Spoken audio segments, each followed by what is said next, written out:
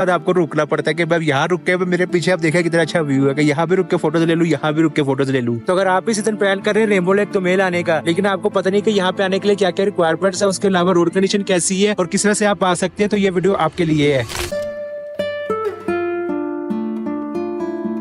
मिनीमर जाने के लिए पहले आपको चिलम चौकी जाना पड़ता है और इस तौर से चिलम चौकी का ट्रैवल डिस्टेंस ऑलमोस्ट 55 किलोमीटर है, जिसे कंप्लीट करने में आपको 2.5 से 3 घंटे लग जाते हैं। हम लोगों ने अपना सफर सुबह सुबह शुरू कर दिया था, क्योंकि जब आपने मिनीमर जाना होता है तो आपने हर हाल में चिलम चौकी 10 बजे पहुंचना होता है, क्योंकि 10 बजे के बाद चिलम चौकी से आगे नहीं जाने देते। और चिलम चौकी जाते हुए टाइम थोड़ा ज्यादा लग जाता है, क्योंकि रोड कंडीशन जो है ना वो इतनी अच्छी नहीं है स्टोर से आगे। मैंने पिछली वीडियो में बताया था कि स्टोर में होटल्स जो है वो थोड़े से मुनासिब है, लेकिन स्टोर से आगे होटल्स अच्छे हैं। तो स्टोर के बाद एक गोरीकोट नाम की जगह आती है, यहाँ पे जो आपको होटल्स है ना वो साफ सुथरे थोड़े से महंगे मिल जाती है। और एक और चीज कि अगर आप मिनीमक जा रहे हो तो पेट्रोल पंप भी आपको गोरीकोट में मिलता है। गोरीकोट के बाद आपको पेट्रोल पंप भी नहीं मिलेगा, तो अपना टैंक अच्छी तरह यहाँ से फुल करवा लेगा।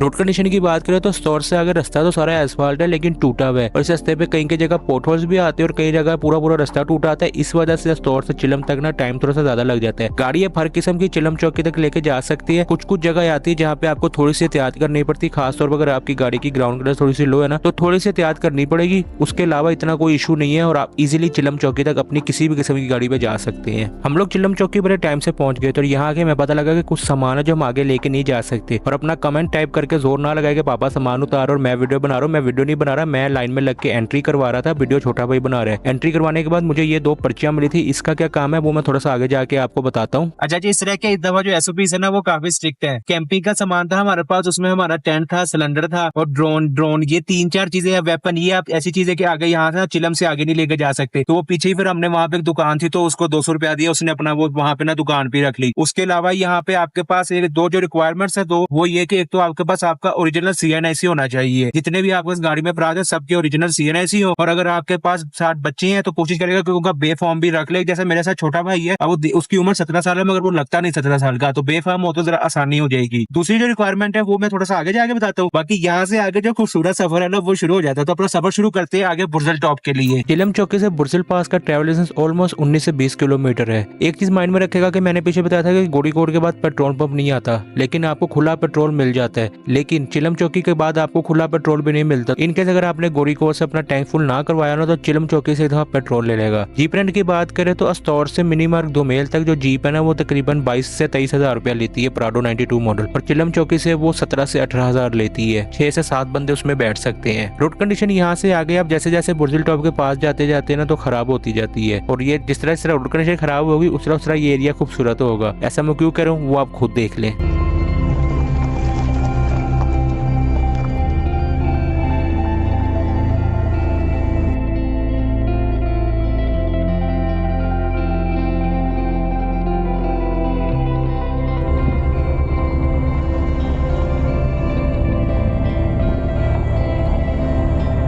बुर्जिल टॉप की चढ़ाई शुरू होती है, जो रोड है ना वो बहुत बेहतर हो जाता है। इस तरह के कंक्रीट का रोड बनाया हुआ है जो कि सफर जो है ना बुर्जिल टॉप तक काफी आसान कर देता है। वरना ये ठीक ठाक चढ़ाई और गाड़ी का ठीक ठाक जोर लगता है ऊपर जाते हुए। लेकिन एक चीज है कि जैसे जैसे आप ऊपर जा रहे होते हैं तो व्यू है वो नॉर्मल ग्रीनरी से बर्फ वाला शुरू हो जाता है। अच्छा जी, आज 30 जून है और ये जो सामने सारा बुर्जिल टॉप है और आप बर्फ देख सकते हैं कि जून के माह में यहाँ पे कितनी सारी बर्फ पड़ी हुई है। और ये है जी फेमस बुर्जिल टॉप, बाबूसर टॉप और खुजराब टॉप के पास ना तीसरा ये टॉप जो है ना ये फेमस है। यहाँ पे आपके CNIC जो है उसकी एंट्री वो जो पर्ची होती है उसको ये भी होता है, तो पर्ची आपने यहाँ पे देनी होती है। आपको यहाँ पे नंबर मिलता है, वो नंबर आपने वापसी पे यहाँ पे बताना होता है। स्नो यहाँ पे ठीक ठाक पड़ी हुई है, लेकिन मैं पिछले साल आया था, पिछले साल की निस्बत ये स्नो कुछ भी नहीं है। पिछले साल तो यहाँ पे अच्छे ऊंचे ऊंचे इस जगह पे ठीक ठाक ऊंचे ऊंचे ग्लेशियर पड़े हुए थे, तो स्नो काफी हद तक पिघल गई है। बाकी अब चलते हैं आगे मिनीमर्ग के लिए। बुर्जिल टॉप से मिनीमर्ग का ट्रैवल डिस्टेंस ऑलमोस्ट 16 से 17 किलोमीटर है और बुर्जिल टॉप के बाद मिनीमर्ग तक आपने मुसलसल नीचे उतरना होता है। ये डिसेंट है बाबूसर टॉप की तरह, लेकिन ये कि उतरते हुए जहाँ तक बुर्जिल टॉप है ना वहाँ तक जो रोड है ना ये इसी तरह का कंक्रीट वाला बना हुआ है। थोड़ी देर बाद ये बर्फ जो है ना वो खत्म हो जाती है और उसके बाद फिर आपको जो ये बाबूसर टॉप की तरह के लूप्स है ना ये नजर आने लग पड़ती हैं। और जैसे ये लूप्स खत्म होते हैं ना तो उसके बाद जो ये रोड है ना ये फिर आगे मिनी मर्ग तक ना टूटी हुई है। और यहाँ पे अभी तक कोई एरिया इस तरह का नहीं आया था जहाँ पे हमें 4x4 लगाना हो, लेकिन ये कि कार वाला ये रास्ता नहीं है, ये पत्थरों वाला आगे रास्ता इस तरह शुरू हो जाता है जहाँ पे जो लो ग्राउंड क्लियरेंस वाली गाड़ियां ना वो नीचे लग सकती है। उसके अलावा यहाँ पे कुछ छोटी मोटी वाटर क्रॉसिंग भी आती है, वहाँ भी थोड़ा सा इशू होते हैं। और ये सारा है जी मिनी मर्ग। यहाँ पे अगर आपने नाइट स्टे करना हो ना तो आपको पीछे चिलम पे बताना पड़ता है और वहाँ चिलम चेक पोस्ट से थोड़ा सा आगे ना एक दफ्तर टाइप बना हुआ है, छोटा सा बिल्कुल ऑफिस बना हुआ है। वहाँ पे ना यहाँ पे जो टेंट्स लगे हुए हैं या जो होटल है ना उनकी बुकिंग होती है। आर्मी मेस भी है यहाँ पे, अगर आपका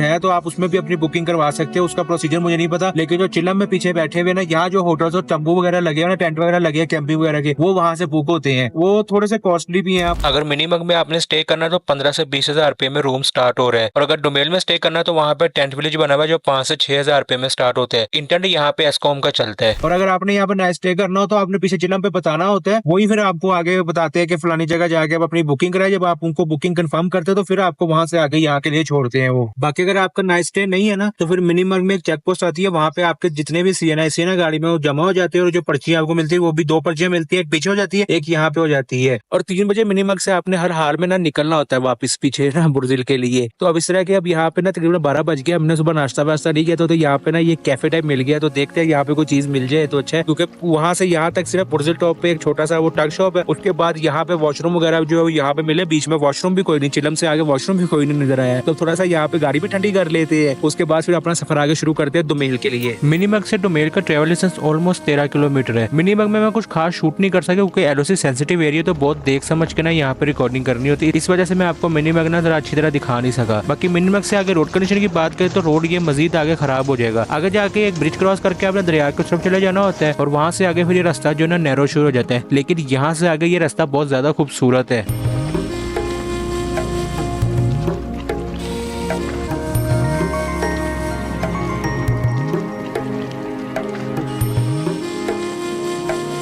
ये पार्ट उन लोगों के लिए जो मोटरसाइकिल्स पे मिनी मर्ग आ रहे हैं। तो ऐसे है कि मिनी मर्ग आते हुए आपको सिर्फ डोमेल से पहले यहाँ पे मसला बनेगा जो मोटरसाइकिल्स पे आ रहे हैं, क्योंकि वाटर क्रॉसिंग और ये पानी ना बहुत ज्यादा तेज हो जाता है दोपहर में और ये गहरी वाटर क्रॉसिंग है, तो यहाँ पे आपने थोड़ी सी एहतियात करनी है। उसके अलावा एक चीज और के मिनी मर्ग आने के लिए आपके पास जो मोटरसाइकिल है ना वो मिनिमम 150 सीसी होना चाहिए। 150 से नीचे मोटरसाइकिल को यहाँ आना अलाउ नहीं है, तो ये भी बात माइंड में रखेगा।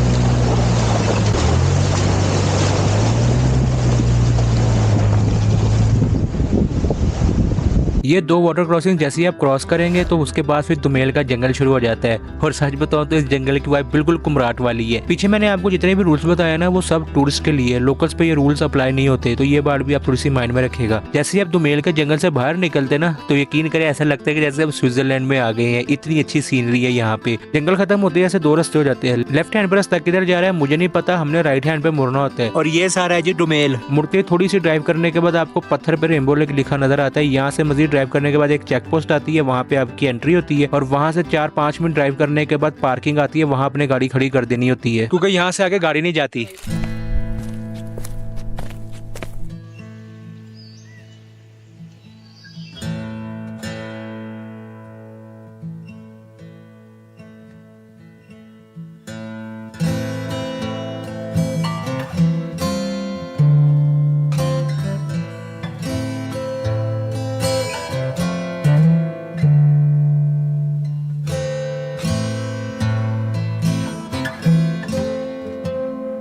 अच्छा जी, इसको रेनबो लेक इसलिए कहते हैं कि जब यहाँ बारिश हो जाती है ना तो इसके पीछे जो पहाड़ है ना उनपे से ऐसे 2 रेनबो जाती है, बड़ी खूबसूरत सी। वो तो तभी आप देख सकते हैं जब यहाँ पे बारिश हो। उसके अलावा इस लेक में जो ट्राउट है ना वो भी रेनबो ट्राउट है, इस वजह से इसका नाम जो है ना रेनबो लेक पड़ गया। पहले इसका नाम जो था वो येल्ड्रम लेक था। ये मैं अपने पास नहीं बता रहा, ये यहाँ पे लिखा हुआ है। बाकी जो ये लेक है ये तकरीबन 30-35 फुट ना गहरी और यहाँ पे लिखा हुआ है कि जो स्विमिंग है ना वो अलाउ नहीं है। उसके अलावा यहाँ पे आके भी आपके पास ना कैफे वगैरह बने हुए हैं, रिफ्रेशमेंट्स का ऑप्शन भी है और यहाँ पे बोट राइड भी है। वो पैडल वाली जो बोट होती है ना वो भी लोग कर रहे हैं। यहाँ से 10 मिनट आगे ना ना एक और लेक भी है, उसे क्रिस्टल लेक कहते हैं, लेकिन वहाँ पे अब मैं जा नहीं सकता क्योंकि टाइम ना ऑलमोस्ट 2:04 हो गए और 3 बजे आपको मैंने जैसे पीछे बताया था कि मिनीमैक्स से निकलना होता है, तो वो फिर कभी सही है। बाकी ये जो ये एरिया ना, ये मेरा फेवरेट एरिया है यहाँ पे। बाकी जब हम चिलम से निकलेंगे ना, मैंने आपको बताया था कि यहाँ आने के लिए 2 मेजर रिक्वायरमेंट्स है, उसमें से एक मैंने बता दी थी, वो ये कि एक तो आपके पास आपका ओरिजिनल CNIC होना चाहिए। दूसरी जो रिक्वायरमेंट है वो मैं थोड़ा सा आगे जाके बताता हूँ। दूसरी रिक्वायरमेंट अब मैं इसलिए बता रहा हूँ क्योंकि अब वो सुन के ना कई लोगों का दिल टूटेगा, तो वो ये कि यहाँ पे स्ट्रिक्टली 4x4 अलाउ है, बगैर 4x4 के कोई भी गाड़ी वो नहीं जाने देते। हमारी गाड़ी का भी उन्होंने बकायदा 4x4 चेक करके फिर जाने दी है। और हाँ, एक और क्या, आपके पास एसकॉम का नंबर भी होना चाहिए, वो जो पर्ची होती है ना उस पर एसकॉम का नंबर लिखते हो, तो ये 3 हो गए। बल्कि एसकॉम की सिम आपके पास होनी चाहिए, आपके ओरिजिनल CNIC आपके पास होने चाहिए, और कार आपकी